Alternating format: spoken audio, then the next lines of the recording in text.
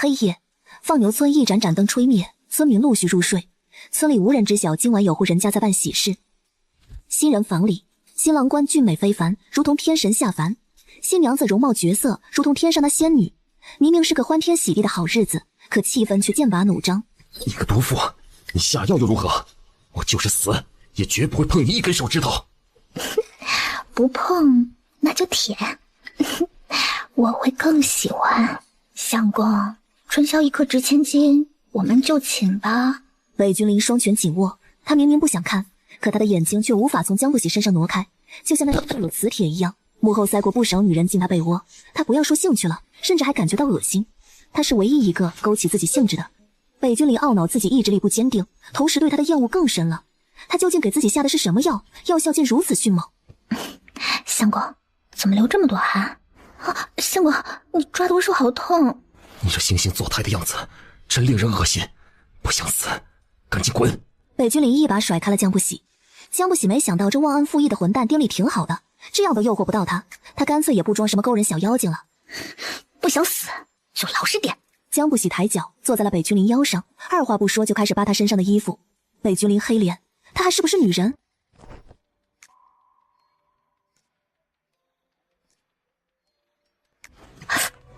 好疼！北君临震惊的一下放大眼眸。你……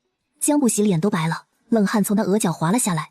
龙凤蜡烛的烛光在摇曳，照耀了桂圆、红枣、花生上面贴着的喜字。墙角的鸡窝里，一只毛掉光的母鸡激动的咕咕叫。北君临醒来，没见江不喜。北君临伸手揉了揉发胀的脑袋，他已经记不太清昨晚了，只记得荒唐了一夜，临近天亮才停下来。北君临想到昨晚他也是初次，身上的戾气消了一些，念及她是自己第一个女人，到时杀他自己会给他个痛快的。他努力想要抬脚下床，结果再一次跌落下床。北君临身为北幽国的太子，第一次觉得自己是个没用的废物。这么喜欢趴在地上当狗，你个死残废，说什么死也不会碰我，也不知道昨晚是谁像发情的公狗一样，死死掐着我的腰不放的。还不是你个毒妇下的药。药性只需要一次就可以解，后面那几次怎么说？我从小饱读诗书的北君临第一次哑口无言。江不喜打量着哑口无言的北君临，先不提他人品如何，他俊美的样貌还真无可挑剔，还有他那劲爆的身材，不然也不会让江不喜上一世缠了那么久，死前都还在念叨着一口没亲亏大了。所以昨晚江不喜是爽了的，腹肌摸爽了，嘴巴亲爽了，还有他那性感喉结咬爽了。只是没人告诉他第一次原来这么痛。你第一次抱女人技术这么差，是第一次吧？北幽国谁人不知，太子殿下艳福不浅，东宫美人成群，能歌善舞，琴棋书画各有精通。估计谁都想不到美人环绕的太子殿下竟然还是个没开蒙的。江不喜也没想到，想不到他人混蛋，身子倒是干净。看在他也是第一次的份上，江不喜原谅了他昨晚上的粗鲁。你今晚最好给我温柔一点。今晚温柔？北君临明白过来他在说什么，有些咬牙。他上当了一次，他以为他还会上当第二次吗？江不喜才不管北君临是怎么想的，他肚子饿了，去弄吃的了。姑姑，走，别理他。毒妇，我的呢？你要吃啊？不然呢？你要饿死我吗？北君临经过昨晚，自然也不会再跟自己肚子过不去。他需要营养，身上的伤残的好得快。他的人找到他只是时间问题，在这之前，他需要好好活着。晚上江不喜还要北君临生崽，自然不会饿着他。他愿意吃东西再好不过了。他把手里端着的面啪的一声放在北君临面前。我的蛋呢？不就在你裤裆里？江不喜语出惊人，北君临被口水呛得直咳嗽，脸颊发烫，耳尖发红。江不喜端着碗，3两下就把碗里的面吃完了。为什么我没有荷包蛋？你把裤子脱下来，让我看看你屁股白不白。北君临被江不喜粗俗的话语怼得说不出话来，她绝对是自己见过说话最粗俗的女人。白眼狼还想吃鸡蛋，给个屁吃！还以为他会像上一世一样好吃好喝伺候着呢，做梦吧！北君临看到江不喜把他的衣物洗得干干净净的晾晒起来，说出了这2日的第一句称赞。倒也勤快。如果他知道江不喜是要把他的衣服裁剪来当小衣小裤，也不知他会不会被气吐血。就在这时，一个鬼鬼祟祟的男人脑袋从庭院外探了出来，钱望元色急的一下从后面抱住了江不喜。嘿嘿嘿，江妹想哥哥了没有啊？嘿嘿，放开！江不喜着怒红的脸，挣扎的模样落在北君临眼中，却是打情骂俏，勾勾搭搭。江妹，我好想你啊！快给个亲亲。江不喜一阵恶心，抬脚狠狠地跺了他的脚。你这个贱人！老母鸡飞上他的头，对着他的脑袋一顿暴啄。死鸡，滚开！望源哥，我是个寡妇，我知道你家里绝不会同意我跟你的。我把你一条腿砍下来，残废了，你就只能是我的了。没事的，不痛。钱望源看到江不喜举起斧头就要朝他腿砍下来，吓得顾不上疼，连滚带爬的跑出了院子。望源哥，你别跑，只要你残废了，你家里肯定就同意我们在一起了。江不喜看到钱望源跑走了，畅快的拍了拍手，看到脚边的姑姑，他俯身抱起了她。姑姑，下回有危险自己跑，可不能冲动为我出头，知道吗？上一世姑姑就是为他出头死的。江不喜抱着姑姑关上了门，转身就对上了屋里一双黑沉探究的眼睛。姑姑，你自己去玩。哎呀，我都忘了家里还有你这个死残废了。早知这样，我还花那个力气砍他腿干什么呀？也得亏他跑了，不然我养2个残废在家，生下娃都不知道谁是爹了。这么生气啊？怕我宠他冷落了你？相公，你放心吧，你这副皮囊我还是很喜欢的，不会冷落你的。北君临喉结滚动了一下，捏紧拳头，指甲扎进手心，疼意拉扯回了他的理智。滚开！不急，晚上我们还有很长的时间。等他的人找到这里，他定会让江不喜死得很难看。江不喜拿着斧头就出门了，他在后山设了陷阱，去看看有没有抓到什么猎物。江不喜去了后山，一一查看了他设下的陷阱，结果还真有收获，捕到了一个白鸽。江不喜心情不错，是哼着歌回去的。他回去就把鸽子杀了，放红枣一起给炖上。他去屋里看了眼北君临，见他在尝试撑着墙壁站起来，他下意识就要上去扶他。上一世伺候习惯了，这都成条件反射了。你这个恶毒的女人又要干什么？相公，你怎么能这样说我？我能干什么？江不喜伤心地说道，脚上却毫不留情，一脚踹在了膝盖上。北君临身体不受控制地摔倒在地上。哎呀，相公，你这是怎么了？怎么好端端的就摔倒了？北君临脸黑得跟墨汁一样，这个毒妇！哎呀，相公，我扶你起来。滚！相公，你太过分了！江不喜抹着眼泪跑出了房间。北君临一口气哽在胸口，差点没被气死。明明是他，最后搞得好像是他欺辱了他一样。跑出房间的江不喜听到里面拳头砸地面的声音，嘴角勾了勾，装模作样谁不会呢？不过要说高手，还得是他。毕竟上一世江不喜可是连命都丢了。刚才还在抹眼泪的江不喜，这回已经流着口水去给厨房里的红枣炖鸽子加柴火了。江不喜煮了米饭，还清炒了一个竹笋，就开饭了。当然是江不喜开饭了。至于北君临，啪一碗米汤扔到他面前，溅了他一身。北君临看了眼他面前凄凉的一碗米汤，又看向大口吃饭大口吃肉的江不喜，两方形成鲜明对比。那天我的那个玉簪呢？扔了。北君临无奈了，价值千金的羊脂玉他给扔了。果然是穷乡僻壤的村妇，宝物就在面前都不识货。把这个卖了，换些粮食肉类回来。我现在就去卖了买肉回来。江不喜饭也不吃了，手里抓着的鸽子腿一把塞到北君临嘴巴里，然后就火急火燎的出门去了。北君临石化了，他竟然把他吃过的塞他嘴里。从来没有谁敢让太子殿下吃剩的，除非那人是不想活命了，他竟敢。挺香的。说去卖扳指的江不喜来到了厨房，在放了一堆柴火的角落掏出了一个罐子，他把宝石扳指跟玉簪放在一起，用布包好，再放回罐子里，然后藏好罐子。他眼中有着亮光，他不得不为自己再留一条后路，能怀上孕最好。如果等他的人找到这里，他要是还没有怀孕，他就得踏上逃亡路了。江不喜如今有了这2件宝物，逃亡路上的盘缠就不用愁了。做戏做全套，江不喜打算去镇上转悠转悠，买些肉回来。猪嫂子，江不喜停下脚步，一辆马车就停在了他身边。随后帘子撩开，钻出来一个俊朗小郎君，一身玄色衣袍，干干净净的。江不喜看到玄色有些出神，他记得他死时隐约见到了一抹玄色朝他奔来。朱嫂子，柳秀才，真是好巧。朱嫂子，今日学堂休沐，青云这样回放牛村，想不到在此遇到朱嫂子。朱嫂子是否回放牛村？青云可捎带朱嫂子一程。如果说放牛村里有谁是江不喜不讨厌的，那么一定是柳青云。江不喜刚开始在放牛村生活很艰难，因为他那短命相公，婆家也把他赶了出来，外嫁女又不可能回娘家，村民们又觉得他克夫带霉运，大家都躲着他。就在他不知道今后该怎么活下去的时候，又是柳青云出手帮了他。他教他做陷阱抓猎物，再让他把猎物拿去镇上卖钱。就这样，他的日子才渐渐好起来。刘秀才，你先回吧，我走一会儿就到了。哪有我这个小辈坐车让嫂子走路的道理啊？还请朱嫂子坐我的车回去，我走路。使不得，使不得。既然如此，还请朱嫂子不要再推脱。江不喜怕再推脱下去，天就黑了。那我就坐一段路程，快到村门口的时候下车。好。马车在距离放牛村还有一小段路程的地方停下了。我今天去镇上买了一些肉，我分给你点，晚上你可以煮来吃。朱嫂子，青云带了干粮，而且平日里在学堂，青云不缺肉吃的，这些肉你留着吃吧。那我煮了给你送过去。好，青云谢过朱嫂子。相公，我回来了。你看，我买了肉回来，你给我的扳指，我可是足足卖了10个铜板。嘿嘿。你说卖了多少？10个铜板，他本来只愿意给我5个铜板，我硬是跟他磨到10个铜板。北君临捂住心脏，有些心梗。价值1000金的东西，他只卖了10个铜板，还觉得占了大便宜一样，把明珠当榆木卖，简直是无知村妇。罢了，不管卖多少钱，只要他的东西流出市面，不出几日，他的人就一定会找过来。晚上，北君临终于吃了一顿饱饭。相公，饭吃完了，天色不早了，我们该沐浴就寝了。江不喜一句话成功让北君临如临大敌。桌上烛火摇曳，北君临再一次着了他的道。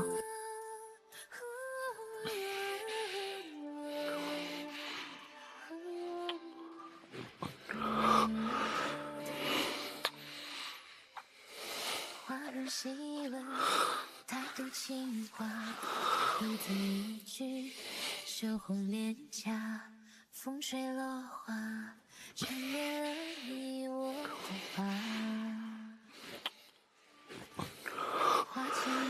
一桶边缘溢出水来，花瓣掉在地上，心念低死。突然响起了一记响亮的耳光声，伴随着一道女人娇怒声：“混蛋，你弄疼我了！”沉寂了几秒之后，浴桶溢出更多水来，漂在水面的花瓣掉落一地。死残废，我不会放过你的！白眼狼，忘恩负义的狗东西，小人，贱骨头！女人的怒骂声持续了一整晚。满头冷汗、脸色苍白的江不喜猛地从床上坐起来。江不喜看到了身边睡着的北君临，眼中顿时出现狠劲，他一脚就把他踹下了床。你个毒妇干什么？我没杀了你就不错了。他刚才梦到了死时的场景，被一剑穿心的绝望和痛苦。一醒来，杀人凶手就睡在身边。有那么一瞬，他真的想杀死他。北君临以为他在说昨晚的事情。是你先对我下药，我也不过是以牙还牙而已。你确定昨晚我下药了吗？你什么意思？我没有下药。北君临心里咯噔了一下，他没有下药，那昨晚不对，这个恶毒女人嘴里没句真话的，她肯定对他下药了，不然她怎么会失控？哼，你今晚再如此粗鲁，我一定剁了你。今晚还？北君临指尖微颤了下。早膳喝稀粥，北君临喝一口又吐了出来，咸的就跟盐罐子倒了一样。怎么这么咸？咸吗？不会啊。相公，你不吃是因为不饿吗？早上踹他下床，早膳又故意在他碗里放很多盐巴。这个毒妇江不喜看着北君临吃瘪，却又拿他没办法的样子就很爽，这才哪儿到哪儿啊！江不喜吃完早饭，每天例行去后山检查陷阱，他没想到会在山上遇到柳青云。果然读书人的脑袋就是好用。朱嫂子过奖了。柳青云把捕到的猎物都送给了江不喜。啊，你都不要？江不喜搞不懂，他不要，那他来山上打猎干嘛？谢朱嫂子昨晚的饭菜之恩。看你说的什么话，明明你帮我更多。哼，饭菜要适合胃口，午饭我再给你送过去。马上就要科考了，你也能节省不少时间温习功课。既然如此，青云先谢过朱嫂子。不谢不谢。今日午后，青云要回学堂了，朱嫂子可要去镇上售卖猎物，青云可以捎带一程。去。那青云还在昨天下车的地方等着。好。北君临额头布满冷汗，他咬牙扶着墙壁想要站起来，可是两条腿却一点力气都使不上。北君临的凌厉视线射向那只奇丑无比的没毛老母鸡。总有一天，我定把你跟你主人宰了。哼，果然是养不熟的白眼狼。你张嘴闭嘴，我忘恩负义，白眼狼！一直以来，明明是你欺辱我、折磨我，我所做也不过是反击而已。江不喜永远都忘不了那一剑穿心的痛苦。知道我为什么这样对你吗？自然是我爱你啊，无可救药的爱你。江不喜笑着每说一个字，按住北君临伤口的手就加重1分。北君临闷哼一声，一把扣住了江不喜的手腕。痛啊，痛就对了，不痛怎么体现我对你的爱意呢？江不喜已经离开，北君临下意识捻动指腹，似乎还能感受到那股细腻的触感。痛才能体现爱意，很好。午后，江不喜准备去镇上卖猎物了。姑姑，今天我就去镇上给你买只大公鸡回来当相公。哎呀，果然还是坐马车舒服啊。刘秀才，你是我天底下见过最有学问的人。朱嫂子过奖了。要说天底下最有学问，还得是当今的太子殿下。2岁作诗，3岁论赋，是所有文人的典范。江不喜有些心虚的抿了抿唇，生怕被柳秀才发现此时当今的太子就拴在他这个寡妇床上。刘秀才，我觉得你一定能考取功名的。借朱嫂子吉言。你到时要是考取功名去当大官了，可能我们就见不到了。说实话，我还真有点舍不得你。在放牛村，你是唯一一个我不讨厌的人。朱嫂子可否想过离开放牛村，去外面看看？江不喜记得上一世北君临也问过他这样的话，他从来没看过外面的世界是怎么样的，他也不感兴趣。他是个村妇，只想拥有属于自己的牛。朱嫂子，这次休牧，我之后要准备科考，可能很长一段时间都不能回放牛村了。你能不能在放牛村等我，待我考取功名，我来找你。好呀，江不喜爽快应道。柳青云家里没人了，他考取了功名，自然想跟人分享这份喜悦。而且柳青云是他的恩人，他也喊自己嫂子。如果他考取功名，他自然是会替他开心的。待放宝之日，我备一桌酒菜在家里等你，替你庆祝。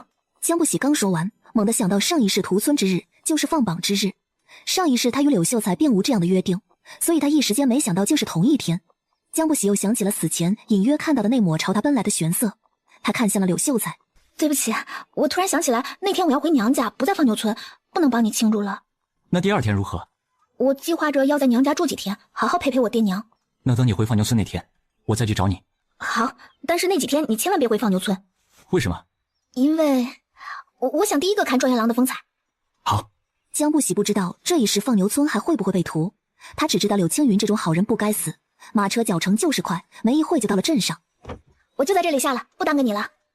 猎物卖完了，江不喜找了一家擅长看女科的医馆。大夫，瞧瞧我有喜了没有？平稳有力，并无喜脉。大夫，怎么样才能快速有喜？房事一次多长时间？我也不记得一次多长时间，一晚上好几次，每次都差不多天亮才结束，我下床都腿软。正低头记录病状的女大夫手一抖，墨汁染黑了纸张。她惊讶地抬头看向江不喜，纵使她一把年纪，也甚是吃惊。大夫，是不是我相公的身体不太好？这身体要是不好，就没身体好的了。也就现在医馆没其他小娘子，不然其他小娘子得羡慕的眼睛都红了。小娘子何时成的亲？2年有余了。女大夫皱眉，不应该呀，小娘子子嗣旺盛，郎君需求旺盛，理应早已儿女双全了才对。女大夫详细询问细节，江不喜不敢隐瞒，详细到他是如何撕了北君临的衣服，摸了北君临的腹肌几下，啃了他嘴巴几下，甚至挠了他后背几次等等，全部交代。这一女恶霸强占民男的戏码，直接让见多识广的女大夫听傻了。大夫，你看我这情况严重吗？成亲2年来，每天都是如此吗？不是，就这2天，我第一个相公成亲当天就死了，这是我第2个相公，前2天刚成亲。女大夫听后差点没被气笑。小娘子，你同房才2天，有喜也起码要1个月才能摸出喜脉呀。江不喜尴尬地笑了笑，他哪有这方面的经验，以为跟种地一样，把种子种下去就有了。最后女大夫给江不喜开了几贴她祖传的助孕药，还传授了一些助孕的技巧，详细到姿势，听着江不喜脸上直冒烟。小娘子，你就放心吧，你相公身体素质万里挑一，你也是个好运体质，以后必定儿女成群。谢谢大夫。江不喜听到大夫的话，心安了下来，拿着方子去抓药了。大夫，我成亲半年有余了，却迟迟未有喜。房事一次多长时间？一弹指。女大夫叹了一口气，真是旱的旱死，涝的涝死啊！大夫，你说什么？女大夫咳嗽了一下。尽可能详细的描述一下过程。我就躺床上，腹肌摸了几下。小娘子冲击大的瞪大了眼睛。女大夫打了下嘴巴。哎呦，呸，老不正经。姑姑，你看我给你带回来的相公帅不帅？老母鸡摇着肥美的屁股绕着大公鸡转圈，大公鸡高傲地扬起了鸡冠头，老母鸡拉了一泡屎，傲娇地摇着它肥美的屁股走了。大公鸡一脸懵样，江不喜忍不住笑了起来。北君临听到了外面银铃般的笑声，他的视线从木门的缝隙看了出去，只是一眼便挪不开视线。死残废还没死呢，要不是我需要一个孩子，早扔你到后山喂野兽了。养着你个死残废，一点用处都没有。平日里摸个腹肌吃个嘴巴，还要跟个贞洁烈妇一样。我告诉你，老娘愿意摸你睡你是你的荣幸，别人求老娘摸还不摸呢。江不喜对着北君临一顿羞辱谩骂，北君临这次却反常的并没有暴怒，他的视线一直紧盯着江不喜的红唇，叽里呱啦的不知道他在说什么。江不喜嘴巴都说干了，他今天怎么不生气了？这把江不喜弄不会了。晚上你再给我粗鲁看看，我一定弄死你。他放完狠话就赶紧走了，再骂下去他都没词了。江不喜生火烧水，顺便把今天抓回来的助孕药熬上，结果2只鸡为了抢吃的打了起来。哎呀，别打别打！2只鸡可能是还不熟，明天应该就好了。江不喜没管2只鸡，江不喜把药端给北君临，把药喝了。北君临喝了2、3天药了，身上的伤确实有在痊愈，2条腿也比前2天多了一份力量。今天的药不同，药方换了吗？自然不同，刚刚你喝的是助孕药。你说什么？药？助孕药啊！北君临侧头就是干呕，可是喝都喝进去了，哪里还吐得出来？你给我喝助孕药干什么？我要跟你生孩子，不给你喝，给谁喝？北君临想掐死他的心都有了。这药是女人喝的，大夫可没说是给女人喝的。再说了，女人喝得，男人自然也喝得。北君临拳头握得咯咯作响。你个毒妇，我定要将你……北君临的话突然停住了，看着江不喜脱下了衣服，露出了白皙细腻的肌肤，姣好的身材。相公，我们沐浴吧。相公，我们沐浴吧。北君临看着化身为妖精的江不喜，喉结滚动了一下。他清楚的知道他这次没有下药，可他身体的那股燥热却是那么熟悉，且来势汹汹。相公，我冷，抱抱我。北君临正要退开，却被江不喜一把揽下了脑袋，吻了个彻底。滚开！你个毒妇！喝了助孕药，你就得给我生个宝宝，不然你那玩意儿留着也没用了。毒妇，我一定杀了你！北君临刚说完，就被江不喜狠狠咬了一口。北君临感觉血腥味在嘴巴里弥漫开来，他眸色沉了，眼尾染上了戾气，发了狠反击回去。你死残废！你再敢！白眼狼，畜生，混蛋！春光阴呀，叹你也家花。摇啊摇，月儿翻过篱笆，晃啊晃。女人谩骂持续了一整晚，男人红着眼睛一言不发，俊脸上顶着巴掌印一味的发狠，又是荒唐的一夜。衣服散落一地，空气中有着暧昧的气味，一双凤目缓缓睁开，眼底还残留着几分没尽兴的情欲。江不喜猛地抱着被子坐了起来，他二话不说就甩了北君临一巴掌。臭流氓！江不喜想起昨晚就来气，扬手还想给这混蛋一巴掌，一只大手握住了他的手腕，停在了半空。死残废，放开！不知廉耻！死残废，你今天别想吃饭了！我今天要是给你吃一粒饭一口水，我就跟你姓！这混蛋都残废了，还这么猛！北君临看着跪在地上扶腰的江不喜，眸色加深了几分。江不喜早饭打算煮个红糖荷包蛋吃，他去鸡窝里掏鸡蛋的时候，结果不见大公鸡。姑姑，你相公呢？姑姑，你是不是把你相公的毛给拔了？江不喜在家里找了一圈，最后在厨房里找到了那只可怜的大公鸡，身上的漂亮毛发所剩不多。感情昨晚上江不喜和她男人在屋里打架，姑姑在屋外跟她男人打架。姑姑，你不喜欢这相公？老母鸡一鸡爪踹开江不喜腿边的大公鸡，江不喜不带一丝犹豫的烧水杀鸡，不得娘子喜欢，要这废物相公何用？杀了吃肉。江不喜说要饿死北君临，还真就一天没给他吃的。到了晚上也不许他在床上睡。晚上你就睡地上。一连3天，江不喜身体吃不消，今晚他想好好休息一下。我警告你，今晚你要是敢对我怎么样的话，我拿个剪子剪了你。北君临不屑一顾，觉得这个村妇甚是可笑。他是哪里来的自信，觉得他堂堂北幽国太子会夜袭他？连着3天没睡一个好觉，今晚的江不喜几乎沾床就睡了。北君临不知怎么了，今晚似乎格外的口渴，身体的饥饿感消失，取而代之的是一股难耐的躁动。月下轻楼无花，晃啊晃，缠绵一地红纱，春光啊，偷来那一段风流无暇。江不喜一觉睡到天亮，就是晚上好像有蚊子叮他嘴巴，叮得他嘴巴又麻又痒，现在还有点麻麻痒痒的。你昨晚没睡？江不喜管他睡不睡，反正他睡得很好。当然除了那只臭蚊子。姑姑，今天下蛋没有？饿了吧？走，去弄饭给你吃。堂堂北幽国太子，此时竟羡慕起一只鸡来。北君临想不明白，这个恶毒女人对一只鸡这么好，为什么对她却态度那么恶劣？晃晃悠悠又是一天过去。死残废，今晚你还是睡地上，不准上我床。这一晚他虽然还是一觉到天亮，但是蚊子太可恶了，不仅叮他嘴巴，还把他脖子叮了好几个红点。死蚊子，等一下我就去找灭蚊草药熏死你。北君临的视线扫了一眼江不喜的红唇和脖子，垂下了眼帘，遮住里面晦暗不明的东西。晚上，江不喜弄了一堆灭蚊草药，在屋里点燃用烟来熏，角角落落都不放过。我就不信了，今晚还有蚊子，臭蚊子全都给我死！结果江不喜第二天醒来，天都塌了。他昨晚都那样灭蚊了，还有蚊子，而且蚊子还越来越猖狂了。江不喜幽怨的视线看向北君临：“你昨晚有没有蚊子？”“没有。”“这臭蚊子岂有此理！凭什么只盯我不盯他？看不起人吗？”北君临没有说话，只是眼底有着意味深长。江不喜一整天都在想着要怎么对付蚊子，结果到了晚上还没想出来。蚊子多，江不喜也没心情跟北君临打架。“你到床上来睡，我睡里面，你睡外面。今晚你2只眼睛轮流站岗，要是有蚊子，拍死它，知道了没有？”好。江不喜安心睡去。他想，就算还是有很多蚊子，但是有北君临这么一个大活人在，蚊子应该不会只叮他一个人了。他不知道，当他睡过去时，有人就会点了他的穴位，化身成大蚊子欺负他，一天比一天欺负得很。今晚也是如此，他的拇指狠狠碾压过他的柔软红唇。这几天他品尝了无数遍，不知道他这么甜的嘴是怎么说出那些刻薄羞辱人的话。本只是想教训一下他，没想到失控了，撬开他红唇跟他纠缠。你个毒妇，你自找的，不是想要孩子吗？我满足你。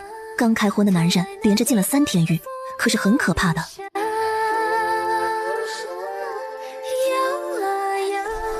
别下默默情话，晃啊晃，天笑红了。春光阴呀，叹你也佳话。摇啊摇，月儿。清晨，江不喜从床上坐起来，腰酸背痛让他倒抽一口凉气。这种感觉就跟荒唐了一夜后的感觉一样。明明昨晚他很早就睡了。江不喜把视线投向睡在外边的北君临，随后满眼惊艳。江不喜一时间忘了身体的异样，心里蠢蠢欲动。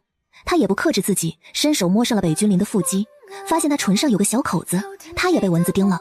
正好他给他消消毒。江不喜凑过去，红唇含着了他的薄唇，细细吸吮。结果没想到北君临不但没有醒来，还下意识的薄唇轻启，跟他纠缠在一起。北君临什么时候这么厉害了？江不喜无力承受，正想要退开，却见北君临缓缓睁开凤目。放开！你这个疯女人！相公，我们是夫妻，你忘了吗？江不喜看着北君临黑脸，他妩媚一笑。他厌恶自己又如何？刚开荤的男人，随便一撩拨就跟个发情的公狗一样。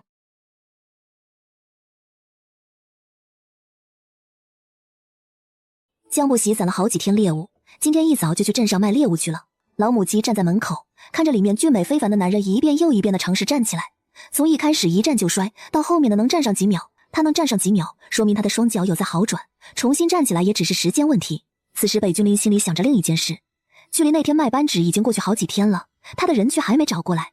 那个毒妇极有可能压根就没卖他的扳指。姑姑，我回来了。死残废还没放弃呢，你说你折腾个什么劲儿？老老实实当一个废人不是挺好的吗？腿残废了有什么关系？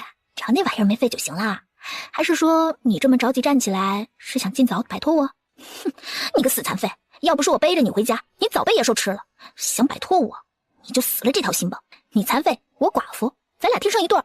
天色不早了，江不喜在厨房里烧饭。他想到已经连着好几个晚上没打架了，助孕药也是时候该熬起来了。吃完晚饭，江不喜端药给北君临喝，声音温柔极了。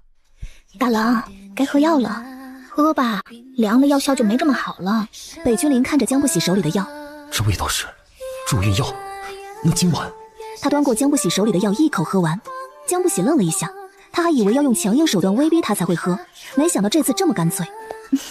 相公，一起沐浴吧，娘子替你宽衣。江不喜替北君临脱衣服的时候，偷摸了好几下的腹肌，贼带劲了。他越发觉得上一世死得太窝囊了，早知是那样的结局，怎么也得摸多几下。所以这一世，他要连带着上一世的一起连本带利讨回来。今晚，他要让这高高在上、神圣不可侵犯的太子殿下死在他这寡妇的床榻之上。北君临猛地睁开了眼眸，红得可怕，里面是波涛汹涌的情欲。事实证明，要死在床榻之上的那个人不是北君临，而是江不喜。也不知是不是惹太过火了，北君临就跟疯了一样，发了狠的折腾他。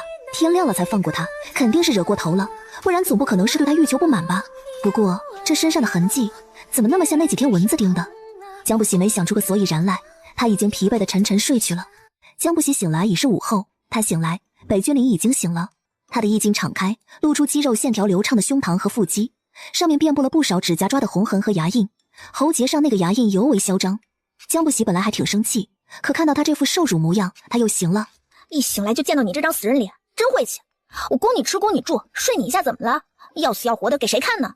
我不但要睡，还要日日睡，你最好洗干净点，仔细给我伺候了，不然我剥了你的皮！哼！江不喜冷哼一声下床，结果双脚松软无力，倒栽葱一样的从床上摔了下去。上一秒有多威风，下一秒就有多社死。北君临看着摔在地上的江不喜，眼底翻涌起暗色。这个姿势不错。姑姑，北君临那个大坏蛋实在太可恶了，等一下你飞到他头上，给他拉泡屎，知道吗？最好是晚上他睡着的时候，你把他毛全部拔光，要不你把他当做一条虫子啄掉算了。老母鸡抬起脑袋看了一下江不喜，然后摇着肥美屁股就往屋里走。算了，一点也不好吃，还是算了。北君临看着庭院里蹲在那丑不拉几、没毛的老母鸡身边的江不喜，他不知道跟那母鸡说什么，叽里呱啦的，经常能看见他跟那只鸡聊天。他的脑袋好像不太正常。到时送他上路，把那只母鸡也送去陪他，也算是对他的最后的仁慈了。吃完晚饭，江不喜收拾收拾就睡觉了。今晚不喝药吗？江不喜头疼的厉害，实在没心情。不用这么如临大敌，今晚我先放过你一马。怎么样？高兴的都要笑出声了吧？自然高兴。死残废，别高兴太早，等我养好精神，有你受的。江不喜打了个哈欠就睡觉了。深夜，北君临深不见底的黑眸紧盯着江不喜，大手捧起了他的小脸，拇指碾压上了他娇柔的红唇，低哑危险的声音在屋里响起：毒妇，不是说日日睡我吗？今晚怎么不睡了？不守信用的毒妇，说出来的话就要执行，所以今晚我自己讨。北君临看到江不喜身上的小衣小裤，黑眸骤深，呼吸急促了几分。这个毒妇竟然用他的衣服做小衣小裤，每天都贴身穿着，真是……看来你真是无可救药的爱我，我满足你。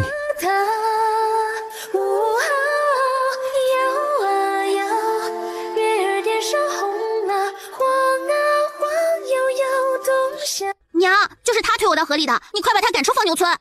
朱家娘子，可有此事？张小姐是自己跌下河的，她不是失忆了吧？你不要脸的女人还敢撒谎！猪猪他们都看见了的，就是你推我下河的。朱家娘子，我念在你年纪轻轻守了寡，平日里对你多有照顾，如今你却心肠歹毒，推我杏儿下河，你究竟何居心？既然张小姐说我推你下河，那你说说我为何推你下河？我就是说了，你偷野男人，不要脸，你就心肠歹毒的推我下河，想淹死我。娘，我也没有说错呀。现在整个放牛村谁不知道他家藏野男人啊？你看那院子里还晒着那野男人的衣物呢。娘，我们这就去把他的野男人捉出来，然后再把这对奸夫淫妇一起绑了去祠堂。走，去把那不要脸的野男人绑了。江不喜看着他们进屋去，并没有阻止，红唇勾起一抹冷笑。猛地，张希儿的脚步停住了。好看。你就是那个不知廉耻跟朱寡妇苟且的野男人？娘，他定就是那淫妇的奸夫。我们把这对不要脸的狗男女绑去了祠堂，让全村人看看这对败坏放牛村风气的奸夫淫妇。娘，我们先把这奸夫绑了，然后再去绑那淫妇。谁知母女俩一靠近就被钳住了脖子，他们对上了一双狠厉冰冷的眼眸，还没来得及惊恐，随着咔嚓两声，脑袋一歪，双双归西了。相公，你杀了他们就不能再杀我了。相公杀人，娘子埋尸，我绝不会抛弃相公的。就算相公杀人的事情败露了，官府要砍头，我也一定陪着相公一起砍头。这天下还没有哪个官府敢砍我的头。夜幕降临，村长夫人和女儿没有归家的消息传遍了整个放牛村。村长集合了不少男人，举着火把到处寻找。相公，我怕他们会不会找过来？他们要是找来，我把他们都砍了。继续。相公。月下轻楼无花，晃啊晃，缠绵一地红纱，春过了，偷来那一段风流无暇。外面火光冲天，喧闹声一片，屋里却红烛帐暖，不知天地为何物。天下红了，春光阴呀，叹你也。第二天清晨，下次再惹火，可就不是这么简单了。你个死残废，你真是要造反了！你今天别吃饭了，我饿死你！他说完赶紧溜了。北君临看着像兔子一样跑走的江不喜，不知为何竟第一次觉得他骂的不难听。跑到院子的江不喜长舒了一口气，他总感觉北君临好像哪里不对，但又说不出哪里不对，总之是越来越危险了。江不喜抚摸上平坦的肚子，这都半个多月了，也不知道有喜了没有。江不喜心里还挂念着昨天的事怎么样了，他正这样想着，门就被人拍响了。朱嫂子，贸然打扰，十分抱歉。只是我娘和妹妹从昨日到现在至今未归家，请问你是否看见他们了？昨日我洗衣服时跟张小姐发生了一些小摩擦，之后她回家去了，我洗完衣服也回家了，不曾再见到张小姐，村长夫人也没见到。我问了跟妹妹一起玩的猪猪他们，确实说是昨天朱嫂子跟妹妹在河边起了冲突，之后妹妹从河边回来，换了衣服就拉着娘出去了，想来是来找朱嫂子要说法来了。如果朱嫂子看到了，请告知一二，绝无怪罪之意。我昨日洗完衣服就回家了，一直到现在也没有出去，并未看见村长夫人和张小姐。有没有见过？仅凭你口说也没用。朱家娘子，可否让我们进去看一看？江不喜可不敢让村长进去，保不齐村长见过什么大人物，他要是认出北君临，那他不就败露了？自然可以进来看，但我毕竟是一个妇道人家，你们那么多的男人进我家，对我名声不好，不如让张小姐一个人进来看如何？梅儿，你进去查看一番。打扰了。他跟着江不喜进去了，不过他有些不在状态，他不知道这一切究竟是怎么回事。明明他已经死了，不只是他，整个放牛村的人都死了，到处都是血，就是身边这个朱嫂子也一箭穿心，倒在了他的不远处。结果没想到，等他再次睁眼，竟发现他在熟悉的家里醒来。就在他还没弄清楚到底是怎么回事的时候，突然得知娘跟妹妹不见了，至今没有归家。张小姐，我这里就这么大，你尽管查看。江不喜的声音拉回了张梅儿的思绪。当他看到房间里如天神一般尊贵的男人，他的瞳孔猛缩一下。太子殿下，他死前听到的那句话，太子殿下受伤流落在此是真的。就在这时，江不喜挡住了张梅儿的视线。哎，张小姐，他是我新找的相公，他腿脚不便，是个残废。你说他是你新相公？是，他残废，我寡妇，我们两情相悦，已经拜堂成亲。张梅儿手心直冒冷汗，她找到了上一世放牛村被屠的真相了。所以上一世整个放牛村被屠，全都是因为朱寡妇对太子殿下大不敬。张小姐，屋里你已经看过了，村长夫人和你妹妹并没有在我这里。我娘和我妹妹确实不在这里。朱嫂子，打扰了。梅儿，怎么样？娘和妹妹不在这里，爹，我们再去别处找找吧。走，再去别处找找。相公，你杀人，我埋尸，我们也算是同一条船上的人了，你可千万不能过河拆桥啊！上一世的端屎端尿的救命之恩都打动不了这混蛋的心，这一次的同一条船上的盟友之情，不知道能不能让他放他一马。就这老鼠胆，还想跟他坐同一条船，扔下海喂鲨鱼给他助兴还差不多。这几天的每个晚上过得都十分荒唐，也不知道是不是因为说他们是坐同一条船上的，北君临不再抗拒，江不喜龇牙咧嘴的轻声下床，却被一只大手重新拖了回去，抱进了一个宽大的怀抱里。死残废，造反了！死残废！穿过了头来那一段风流无暇，摇啊摇，月下脉脉情话，晃啊晃，天下红了，春光阴阳。等江不喜再起床已是午时，随便弄了一些吃的，吃过后江不喜便挑着猎物出门去镇上卖了。家里又只剩下了老母鸡和北君临。是不是你主人吩咐你来监视姑的？你主人坏事做尽，报应到了你身上。你看你一身毛都掉光了，丑死了。老母鸡拍了下没毛的翅膀，似乎不服。等姑的人找到，你跟你主人都得砍头。